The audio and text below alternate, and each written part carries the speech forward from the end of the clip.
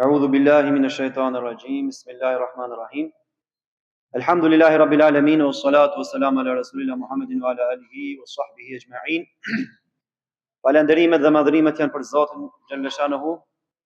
Atë falenderojmë për këtë ndihmë dhe falë kërkojmë. Falenderojmë Zotin i cili na e bëri të mundur ta agjërojmë edhe këtë ditë Ramazani, se me të vërtetë është një nga veprat më madhështore tek Zoti xhalla shanehu. Prandaj falenderojmë Zotin i cili na e bëri të mundur ta agjërojmë këtë ditë dhe i lutemi Allahut që të na përrojë agjërimin e kësaj dite dhe çdo ibadet tjetër. Inshallah, sonde po shpjegojmë pak edhe itikafin, i cili zakonisht bëhet në 10 ditën e fundit të Ramazanit, por do të shpjegojmë që bëhet edhe në kohë tjera. Pra itikafi, çfarë do thotë itikaf? Në kuptimin gjuhësor, itikaf do thotë pra të qëndrosh i mbyllur në një vend. Pra itikaf të qëndrosh i mbyllur në një vend. Ndërsa sipas jurisprudencës islame, fikut, itikaf do thotë qëndrimi gjatë 10 ditëve dhe netëve të fundit të Ramazanit në xhami, e cila ka imam dhe muezin pa dal nga xhamia. Pra itikaf do thotë të qëndrosh 10 ditën e fundit të Ramazanit, pra 10 ditë dhe 10 net, brenda në xhami të rregullt me imam dhe muezin, 10 ditë pa dal nga xhamia fare. Dietarët e kanë shpjeguar këtë itikafin, për shembull Abu Hanifja thotë se është kusht që xhamia në të cilit bëhet itikafi të jetë xhami ku falen 5 namaze me xhamat. Pra të jetë xhami e rregullt që falen 5 vaktet, aty mund ta bësh itikafin. Aisha radhiyallahu anha tregon dhe thotë për atë që është në itikaf, pra atë person që ka vendosur të ri i mbyllur në xhami, është sunet që të mos vizitoj të sëmurin fare, të mos përcjell as xhenaze, të mos prek bashkëshortën dhe të mos ketë marrëdhënie intime me të. Pra ideja është që mos të dalë nga xhamia fare. Ai mund të dalë nga xhamia vetëm në raste të domosdoshme, që më të vërtetë s'ban pa dalë, nuk vlen itikafi pa agjërim. Dhe itikafi bëhet vetëm në një xhami të madhe në të cilën pra falen 5 vaktet namaz. Pra nëse një person nuk ka agjëruar Ramazanin dhe do të bëjë itikaf 10 ditën e fundit, nuk vlen. Duhet që para të agjërosh Ramazanin, pastaj mundet që ti të bësh itikaf 10 ditën e fundit të Ramazanit, 10 ditë dhe 10 net të qëndrosh në xhami pa dal nga xhamia. Ndërsa Abu Yusuf dhe Muhammed janë nxënësit e Abu Hanifës, janë të mendimit se itikafi vlen të bëhet në çdo xhami, këto thonë. Ka një mendim pak më ndryshe. Në dasht Allah i madhruar, edhe kjo është mendimi më i përshtatshëm për kohën që jetojmë. Se ndoshta ne nuk mund të gjejmë një xhami të madhe, të rregullt 100% edhe i bën që mos bëjmë itikaf. Por këto thonë që itikafi pra mund të bëhet në çdo xhami. Është kusht që agjëruesi të bëjë nijet për itikaf dhe të mos dalë nga xhamia. Pra duhet që ti më bën nijet që unë do të rri në itikaf për hir të Allahut 10 ditë 10 net. Edhe mos dalësh nga xhamia vetëm se në raste nevoje të madhe. Lejohet të dalësh nga xhamia vetëm pra për gjëra të domosdoshme dhe jo gjëra të zakonshme të thjeshta. Qëllimi i itikafit, kush është? Qëllimi i itikafit, pra qëllimi pse njeriu vendos me nejt në xhami 10 ditën e fundit është përmirësimi i vetes, pra me përmirësu sjelljet. Lartësimi i shpirtit dhe shtimi i adhurimit. Pra ti vendos me nejt në itikaf në xhami për të përmirësu veten tënde, për të përmirësu moralin, për të përmirësu sjelljen, për të përmirësu gjithë ato gjërat negative që i ke pas, me mundu mi largu.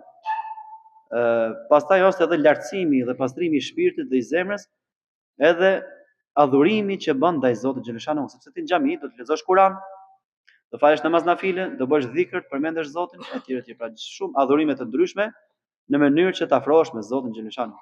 Në itikaf duhet kemi parasysh se jemi në shtëpinë e Zotit xhaleshanu. Pra kur ti qëndron në itikaf, je në shtëpinë e Zotit xhaleshanu, sepse xhamiat kemi thënë që janë shtëpiat e Allahut, i cili e shpërblen pa mas miqtë e tij.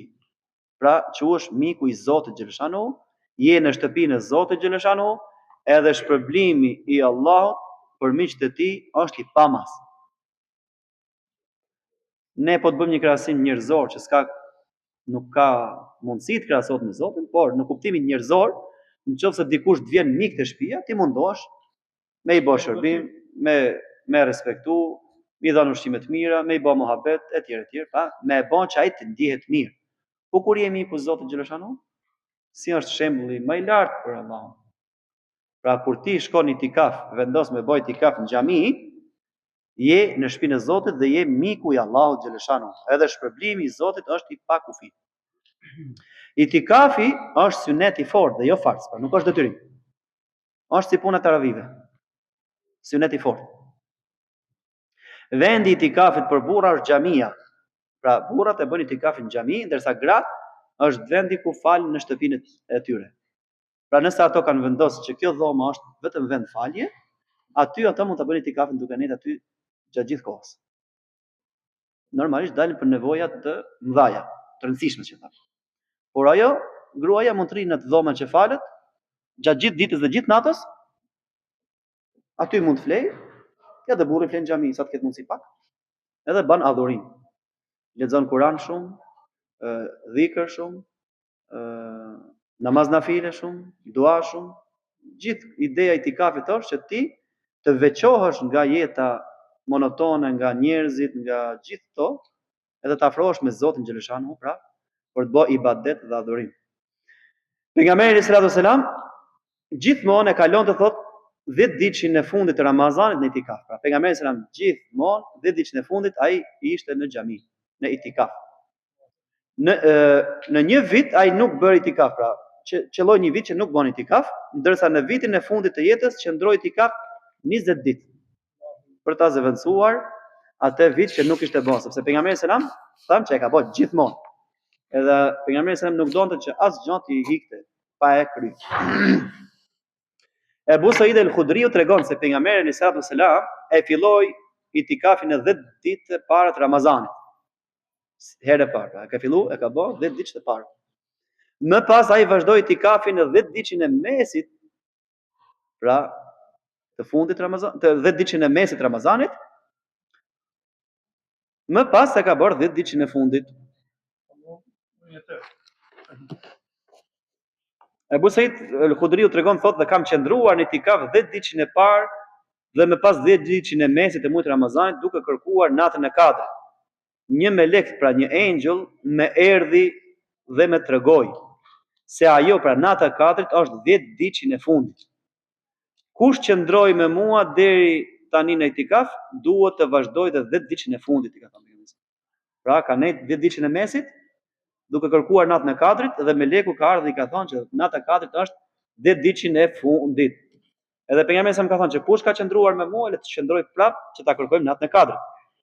Më është shfaqur nata e katërt dhe më pas unë e harrova, thot pejgamberi sallallahu alajhi wasallam. Pra, meleku ja ka treguar pejgamberit sallallahu alajhi wasallam natën e katërt fikse kur është. Por pejgamberi sallallahu alajhi wasallam e ka harruar. Gjithashtu thot më është shfaqur vajtja ime duke i bërë sejdë Allahut, ndërsa balli im ishte në baltë në mëngjesin e kësaj nate. Kërkojeni, thot pejgamberi sallallahu alajhi wasallam, natën e katërt, 10 ditën e fundit të Ramazanit në natat teke. Edhe e dini se pse pejgamberi sallallahu alajhi wasallam e ka harruar natën e katërt? Sepse kur doli nga xhamia, i pa 2 musliman duke u zënë me njëri tjetrin. Edhe pejgamberi sallallahu alajhi wasallam e harroi natën e katërt. Pra sa e rëndësishme është që muslimani të jetë bashkë dhe jo të ngatrohet, jo të fjaloset me njëri tjetrin, jo të shahet dhe të ofendohet. Për shkak se 2 musliman u zunë në njëri tjetrin, Allahu bëri të mundur që ai të harrojë natën e katërt. Sepse nga mërzia që pa, nga mërzia e pejgamberit sallallahu alajhi wasallam, ai bëri që të harrojë natën e katërt. Pra se pejgamberi sallallahu alajhi wasallam gjithmonë kur ndodhte diçka jo e mirë, ai mërzitej shumë, sidomos kur kishte grindje dhe përçarje mes muslimanëve. Ibn Abbas tregon se pejgamberi sallallahu alajhi wasallam ka thënë: ai që qëndron në itikaf, pra, i falen mëkatet dhe shpërblehet si ai që kryen adhurimet më të mira.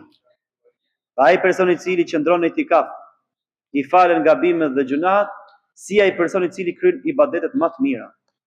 Aisha ka thënë, radhiyallahu anha, kur hynte 10 ditë i fundit i Ramazanit, pejgamberi sallallahu alajhi wasallam i jepte jetë natës. Pra si thosh, në thojza natën e bonte ditë, zgjonte familjarët dhe veçohej për adhurim.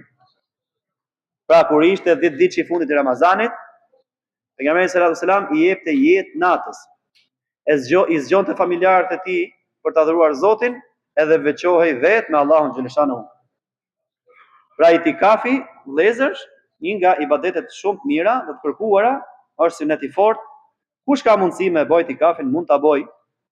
Nëse një person nuk ka mundësi me bëj itikaf 10 ditë, mund ta bëj në jetë me bë 2 ditë, 3 ditë, 4 ditë, sa të ketë mundësi.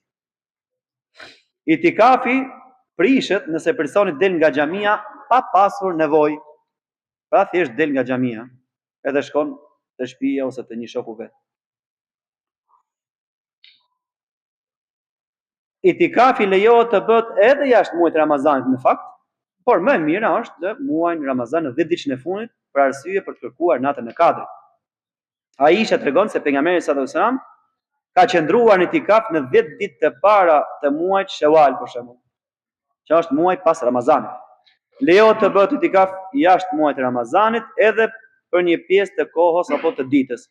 Pra nëse ti e zëm shembull vjen fal sabahun, edhe ban një jetë që do të rri itikaf deri në darkë njatësi. Kjo periudhë quhet itikaf për ty. Pra do shpërblehesh për aq mund sa ke bën.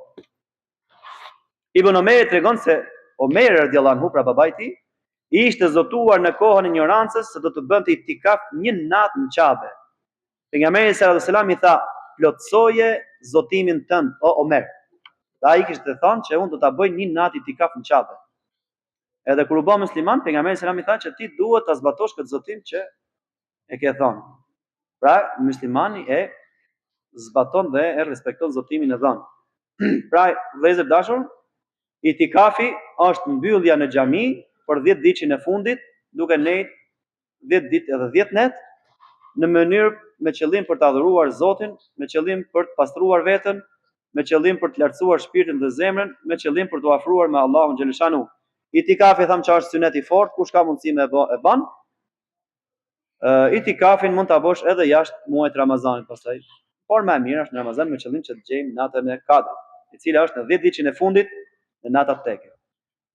I lutemi Zotit që të na mundsojë sa të kemi mundësi të bëjmë itikaf për hir të Allahut xhaleshanu, 1 ditë, 2 ditë, 3 ditë apo 10 ditë kush ka mundësi. Subhanakallahumma bihamdika ashhadu an la ilaha illa anta astaghfiruka wa atubu ilaik. Allahu